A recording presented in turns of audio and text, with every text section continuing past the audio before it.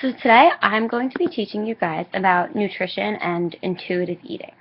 Now both of them kind of are definitely related, and they kind of like bounce off each other, So it's important to be educated on both of them. So one goes with the other is basically what I'm trying to say.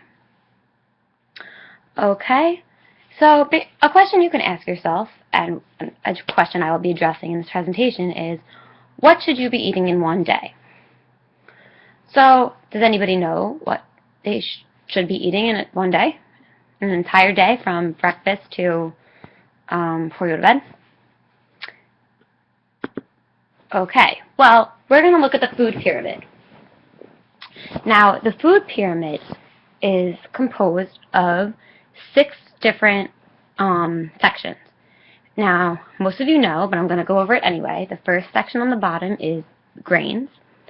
Then it's fruits and vegetables. And then it's meats and dairy. And then on the top is your fats and oils and sweets and that kind of stuff. Now, you guys probably know that you need the most carbs, sorry, not carbs. You need the most grains, and then fruits and vegetables, and then comes the meat and the dairy, and then obviously the sweets. Now, what you should know is you need 6 to 11 grains every day. You need 3 to 5 servings of vegetables, 2 to 4 servings of fruit, 2 to 3 servings of dairy, and 2 to 3 servings of meat. And then we're going to talk about sweets later, but you basically want to use those very sparingly. Okay. Now, as you know, that mypyramid.gov changed more to my plate, and you can see in the presentation here that they show you a plate and then divide each food group and into like this one plate. So you essentially should be getting half your plate will be fruits and vegetables, the other half will be divided into grains and then protein, and then you can essentially drink milk with that. That's what they show. Okay, now we're going to talk about intuitive eating. Does anybody know what intuitive eating is? Okay. Or does anyone know what it means to eat intuitively? What it means is, eating intuitively is also known as eating mindfully. Eating intuitively means that you're listening to your body, whether you're hungry, you're not hungry, whatever your body is feeling is what you are listening to. You're not listening to your emotions. You're not listening to anything else but your body. So what it means to eat intuitively is you're eating when you're hungry. You're not eating when you're full. You're eating only when you're hungry and stopping when you're full. It's a really simple concept, but a lot of people don't get the education they need, so they don't eat intuitively. So intuitive eating means that intuitive eating varies from person to person. Some people their intuition might tell them to eat more than someone else. Everyone's body is different. Everyone has different metabolisms, so it really depends on the person. Intuitive eating is also cyclical, so it's like a cycle. It ranges from all day.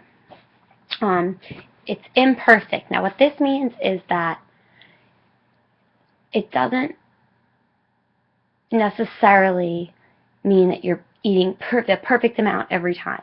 Sometimes you're going to eat more. Sometimes you're going to be hungrier. It depends. It depends on the situation, the day, what you're doing. So that's what imperfect means. It's rhythmic. It's not like you're going to eat so much and then eat nothing. That's not intuitive eating. It doesn't make sense. That's not a rhythm. A rhythm is constant consistency.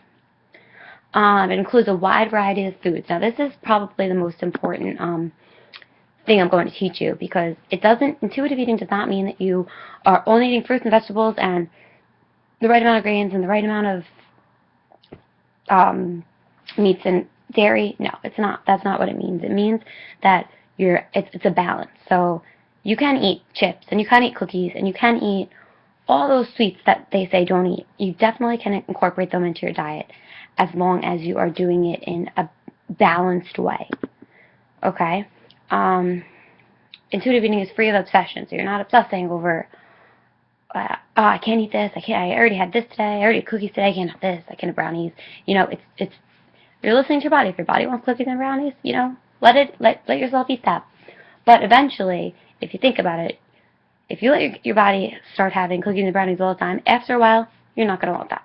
So that's what free of obsession needs. Intuitive eating, it feels good. Your body feels good because you're listening to what it's telling you, you know. It's telling you what it wants. And it's an essential component of self-care. Now, two major applications of intuitive eating. Now, I plan to go into clinical psychology, and I want to study eating disorders and obesity. So I'm going to tell you how that relates. So a lot of people who are obese do not eat intuitively. So I think that a major intervention for them is to teach them how to eat intuitively. So teach them they have to start listening to their bodies instead of just binging. Essentially, what they do is they eat too much. They binge. They don't know how to. They don't have the balance that most people who are at a normal weight do. Not all, because definitely people can eat a lot and not gain weight, but in general. How this relates to eating disorders is something. It's the opposite. They're not listening to their bodies when they're either starving themselves or they're making themselves throw up or whatever weird habits they have with food. They're not listening to their bodies. They're listening to their mind that's telling them that they have to only eat 2 pieces of broccoli or whatever they're following. So that's another thing we like to. I think it's very important to teach patients who are recovering from an eating disorder how to eat intuitively, and that's why I think it's very important and something I'm definitely going to be researching in the future. Thank you.